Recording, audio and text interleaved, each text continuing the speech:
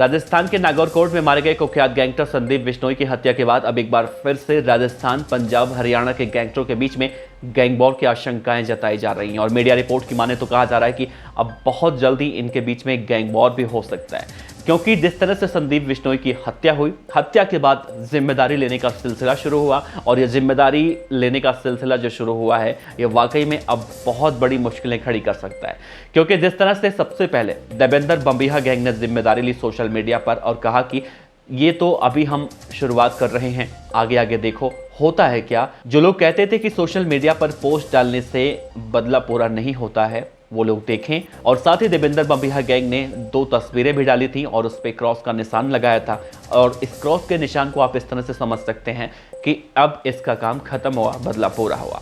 Devendra Bambiha gang की तरफ से जारी इस जिम्मेदारी वाले बयान के बाद गोल्डी बराड़ का काउंटर बयान जो सामने आता है, उसमें गोल्डी बराड़ ये कहता हुआ दिखाई देता है कि संदीप मांगली और छोटू मांगली दोनों हमारे जानने वाले थे, इनके बीच में 10 साल पुरानी रंजिश थी और इसे सुलझाने के लिए हमने बहुत कोशिशें की, लेकिन इनका जो झगड़ा था वो सुलझ नहीं पाया और इस गैंग वॉर को अंजाम दे डाला गया।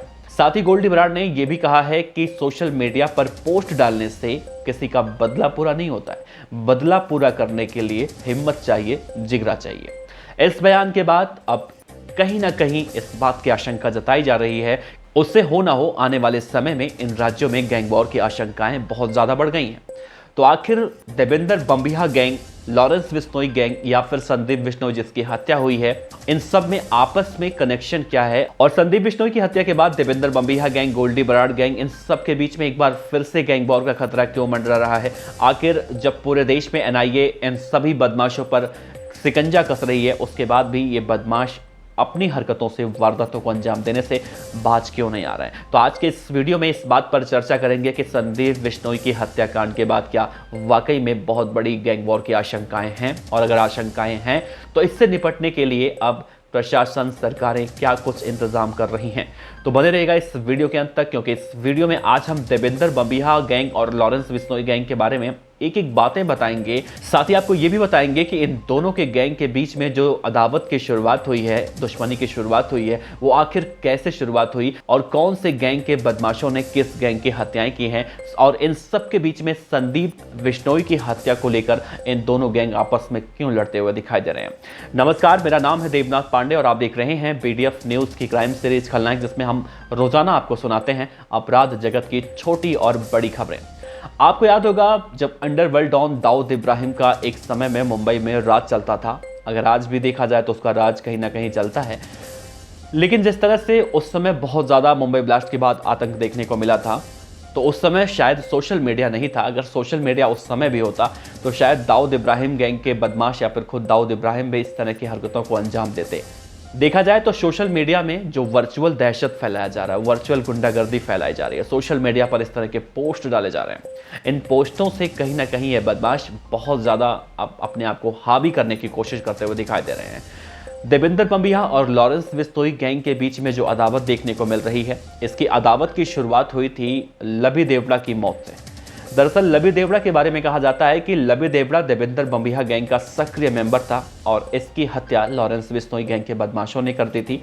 और इसमें खास तौर से संपत नेहरा का नाम सामने आया था। संपत नेहरा ही अपने बदमाशों के साथ गया था, 3-4 लोगों के साथ, और उसकी हत्या कर दिया था। इस हत्याकांड के बाद जब लबी देवड़ा के भाई ने बदले की शुरुआत की तो इसके बदले में अंकित भादु मारा गया। अंकित भादु कहा जाता है लॉरेंस बिश्नोई गैंग का बदमाश था, और अंकित भादु की मौत के बाद एक और गैंगस्टर देवेंद्र बम्बिहा गैंग का मारा गया, जिसका नाम था मनप्रीत मन्ना। मनप्रीत मन्ना को लॉरेंस बिश्नोई गैंग की तरफ से इसलिए मारा गया था क्योंकि कहा जाता है कि मनप्रीत मन्ना ने ही अंकित भादु की रेकी की थी, उसकी मुखबिरी की थी, और उसी वजह से उसकी हत्या लॉरेंस बिश्नोई गैंग ने कर दी थी। तो पहला रीजन ये था। दूसरा रीजन ये था कि वो देवेंद्र बम्बिहा गैंग का सक्रिय सदस्य था। तो देवेंद्र बम्बिहा को अंकित भादु की हत्या का जवाब देने के लिए भी इसकी हत्या की गई थी। लेकिन बड़ा सवाल उठता है, इसके बाद जो इन दोनों के बीच में खूनी खेल शुरू हुआ वो आखिर खत्म ही नहीं हुआ, और वो इस तरह से बदस्तूर जारी है कि आज कई सारे नामे गिरामी चेहरे भी इन दोनों के वर्चस्व की लड़ाई में उसका शिकार हो चुके हैं। मनप्रीत मन्ना के बाद देवेंद्र बम्बिहा गैंग भी पूरी तरह से बौखला गया था और इसके जवाब में गुरलाल बराड़ की हत्या कर दी गई। गुरलाल बराड़ वही है जिसे गोल्डी बराड़ का बड़ा भाई कहा जाता है, लॉरेंस बिश्नोई का सबसे करीबी खास आदमी कहा जाता है, जो सोपू का अध्यक्ष रह चुका था। वही गुरलाल बराड़ जिसकी अच्छी खासी पर्सनालिटी थी। मतलब गुरलाल बराड़ के बारे में अगर एक वीडियो बनाया जाए तो मुझे लगता है 10 से 15 मिनट की वीडियो बनेगी। तो गुरलाल बराड़ की हत्या कर दी जाती है। गुरलाल बराड़ की हत्या करने के बाद गोल्डी बराड़ पूरी तरह से बौखलाता है और फिर वो अपराध की दुनिया में सक्रिय हो जाता है। सिद्धू मूसेवाला की हत्या के बाद गोल्डी बराड़ का एक बयान सामने आया था जिसमें उसने कहा था कि वो तो कनाडा में पढ़ाई करने गया था, बिजनेस करने गया था, लेकिन जब उसके भाई की हत्या कर दी गई थी तो कानून से उसे मदद नहीं मिली, जिसके बाद उसे हाथों में हथियार उठाना पड़ा और अगर पुलिस अपना काम सही से करती तो शायद हम गैंगस्टर नहीं बनते। ये बातें गोल्डी बराड़ ने कही थी सिद्धू मूसेवाला के हत्या के बाद जब जिम्मेदारी लेने की बातें चल रही थी। हालांकि इसमें कितनी सच्चाई है ये तो जांच का विषय है, लेकिन गोल्डी बराड़ के सोशल मीडिया पर डाले गए पोस्टों से ये बातें कही जाती हैं। उसके बाद फिर देवेंद्र बम्बिहा गैंग ने जब गुरलाल बराड़ की हत्या कर दी तो फिर लॉरेंस बिश्नोई गैंग का पलटवार भी देखने को मिला और गुरलाल पहलवान की हत्या कर दी गई, जो तथाकथित रूप से देवेंद्र बम्बिहा गैंग के सक्रिय बदमाश कहे जाते थे या फिर वो कांग्रेस में शामिल हो चुके थे। लेकिन गुरलाल पहलवान की हत्या के बाद राणा कंधोवालिया का मर्डर होता है, जो देवेंद्र बम्बिहा गैंग का खास मेंबर था और जग्गू भगवानपुरिया के 2 कुख्यात गैंगस्टरों को किडनैप करने में देवेंद्र बम्बिहा के साथ भी उसका नाम सामने आया था। तो जग्गू भगवानपुरिया ने भी कहीं ना कहीं उसे टारगेट पर ले रखा था और जग्गू भगवानपुरिया ने ही उसे एक अस्पताल में मौत के घाट उतरवा दिया था और इस सब के पीछे गोल्डी बराड़ और लॉरेंस बिश्नोई का नाम सामने आया था। राणा कंधोवालिया की हत्या का जवाब देने के लिए देवेंद्र बम्बिहा गैंग ने भी सोशल मीडिया पर पोस्ट डाली और जब मौका मिला तो उसने विक्की मिद्दू-खेड़ा की हत्या कर दी। हालांकि विक्की मिद्दू-खेड़ा एक राजनीतिक पार्टी से जुड़े हुए थे और वो एक युवा नेता थे, काफ़ी उनकी छवि बहुत अच्छी थी। पंजाबी म्यूजिक इंडस्ट्री में भी विक्की मिद्दू-खेड़ा की अच्छी खासी दखल थी और शायद विक्की मिद्दू-खेड़ा के वजह कहा जाता है कि कई सारे सिंगर उससे खफा भी रहते थे। हालांकि इन बातों में कितनी सच्चाई है, मीडिया रिपोर्ट के हिसाब से जो दावे किए जाते हैं उस दावों में तो यही बातें निकलकर सामने आती हैं। तो विक्की मिद्दू-खेड़ा की जब हत्या हुई थी तो मुझे याद है उसके अगले ही दिन संपत नेहरा, गोल्डी बराड़ जैसे तमाम बड़े गैंगस्टर सोशल मीडिया पर पोस्ट करते हुए दिखाई दिए थे और जब देवेंद्र बम्बिहा गैंग की तरफ से जिम्मेदारी ली गई थी विक्की मिद्दू-खेड़ा की हत्या की तो लॉरेंस बिश्नोई गैंग की तरफ से ये कहा गया था कि इसका जवाब बहुत जल्दी हम देंगे देवेंद्र बम्बिहा को। देवेंद्र बम्बिहा गैंग को जवाब दे पाते उससे पहले फिर देवेंद्र बम्बिहा संदीप नांगल अंबिया की हत्या करवा देता है और संदीप नांगल अंबिया के बारे में कहा जाता है कि वो जग्गू भगवानपुरिया के कबड्डी टीम से कुछ खेला करता था या ऐसा कुछ है। तो संदीप नांगल अंबिया के बारे में जो बातें निकल कर सामने आई थी, इन बातों में भी कहीं ना कहीं पे जांच चल रही है, तो ये कहना तो कहीं से सही नहीं होगा, लेकिन ये ऐसे आरोप लगते रहे हैं नांगल अंबिया के ऊपर। और देवेंद्र बम्बिहा गैंग की तरफ से भी यही कहा गया था कि संदीप नांगल अंबिया कबड्डी में इस तरह के अपराध को बढ़ावा दिया करता था। तो हालांकि इन सब बातों की हम पुष्टि नहीं करते, लेकिन पोस्ट के हिसाब से हम आपको बता रहे हैं।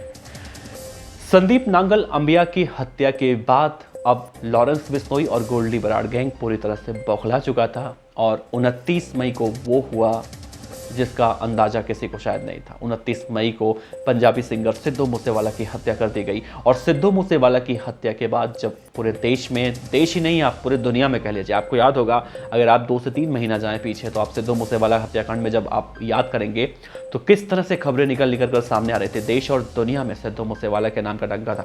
तो सिद्धू मूसेवाला के नाम से कहीं ना कहीं लोग बहुत ज़्यादा परेशान हो चुके थे। अपनी गाड़ियों पर सिद्धू मूसेवाला का स्टिकर लगाते थे, नीचे 295 लिखा होता था, अलग अलग ढंग से उन्हें श्रद्धांजलि देते हुए दिखाई देते थे। सिद्धू मूसेवाला की मौत के बाद जो ये मौत का खेल शुरू हुआ है ये अब खत्म होता नहीं दिखाई दे रहा है। सिद्धू मूसेवाला के मौत के बाद नीरज बवाना, विकी गोंडर, देवेंद्र बम्बिहा जैसे बड़े बड़े गैंगस्टरों ने अपने सोशल मीडिया पोस्ट पर लिखा कि 2 दिन के अंदर बदला लेंगे और ये 2 दिन गुजर गया। उसके बाद फिर लॉरेंस बिश्नोई का भांजा सचिन बिश्नोई आया और उसने यही कहा कि 2 दिन तो गुजर चुके हैं, बदले का क्या हुआ। कहीं ना कहीं आप इसे भड़काना भी कह सकते हैं। और क्योंकि एक गैंग जब इस तरह की वारदातों को अंजाम देता है, सोशल मीडिया पर जिम्मेदारी लेता है, बदले की बात करता है, तो दूसरा गैंग आके उससे उकसाने की भी कहीं ना कहीं कोशिशें करता है। सचिन बिश्नोई का आपको बयान याद होगा जब उसने न्यूज़ 18 इंडिया को एक इंटरव्यू दिया था फ़ोन पर। उसमें उसने कहा था कि सिद्धू मूसेवाला को हमने मारा। उसी में उसने ये भी कहा था कि 2 दिन के बदले वाला दावा क्या हुआ। तो कहीं ना कहीं नीरज बवाना, देवेंद्र बम्बिहा या फिर जितने भी गैंगस्टर थे वो सब इस मौके की तलाश में थे। और जब राजस्थान के नागौर के कोर्ट में कुख्यात गैंगस्टर संदीप बिश्नोई की पेशी थी। वो अपने दोस्तों के साथ जा रहा था, अपने साथियों के साथ जा रहा था कोर्ट से निकलने के बाद। लेकिन वो बदमाश इतने शिद्दत से आते हैं, उनका जो इरादा था वो पूरी तरह से संदीप बिश्नोई को ख़त्म करने का था। और पहले एक बदमाश पॉइंट ब्लैंक रेंज से गोली मारता है और जब वो नीचे गिर जाता है संदीप बिश्नोई, तो बाकी के बदमाश उसे ताबड़तोड़ गोलियां मारते हैं। यानी कि वो बदमाश हर हाल में संदीप बिश्नोई की हत्या करना चाहते थे।